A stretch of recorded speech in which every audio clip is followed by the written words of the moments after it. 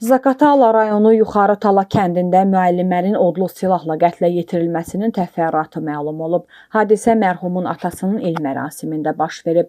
Musavat.com xəbər verir ki, 1980-ci il təvəllüdlü Natavan Əhmədova qardaşı 1989-cu il təvəllüdlü Nurlan Əsgərov tərəfindən odlu silahla qətlə yetirilib. İstintaqla müəyyən edilib ki, Nurlan bacısının başqa şəxslə münasibətindən şübhələndiyi üçün onu öldürüb. Məhkəmə araşdırması zamanı maraqlı məqam üzə çıxıb. Belə ki, Nurlan istintaqda dindirilərkən bacısını başqa şəxslə maşında görüşən zaman gördüyü üçün onu öldürdüyünü, özünün və ailəsinin adına ləkə gətirdiyini deyib. Lakin məhkəmədə bildirib ki, hadisə vaxtı özündə olmayıb və psixoloji problemləri var. Nurlan nə hadisəni, nə də istintaqda verdiyi ifadəni xatırladığını deyib. Əlavə edib ki, bacısı hər hansı bir şəxslə münasibətdə olmayıb.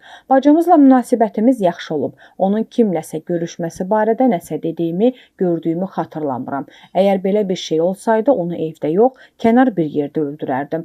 Baş verən heç nəyi xatırlamıram, indi isə hadisə barəsində heç nə xatırlaya bilmirəm deyə o qeyd edib. Mərhumun əri Qurban Əhmədov çıxışında Nurlanın istintaqdakı ifadəsi ilə razılaşmayıb. Deyib ki, qaynının bu cür fikirlər səsləndirməkdə məqsədi kriminal aləmdə nüfuz qazanmaqdır. Nurlan bacısının səhv hərəkətinə yol verdiyini görmüşdüsə, niyə həmin yerdə tədbir görmədi? Onun məqsədi qətli namus üstündə törətdiyini göstərmək, həbsxanada dustaqların onu hörmətlə yanaşmasını təmin etməkdir. İstintaq zamanı mərhumun anası və bacısı və digər şahidlər də dindirilib. Onlar Natavan Əhmədovanın hər hansı bir şəxslə nigahdan kənar münasibətinin olması faktını təsdiq etməyiblər. Əksinə bunu inkar ediblər. Şahidlər həmçinin Nurlanın psixoloji problemlərinin olması, hər hansı bir xəstəlikdən əziyyət çəkməsini də təsdiq etməyiblər. İstintaq zamanı o da məlum olub ki, mərhumun hər hansı bir şəxslə nigahdan kənar münasibətinin olmasını sübut edən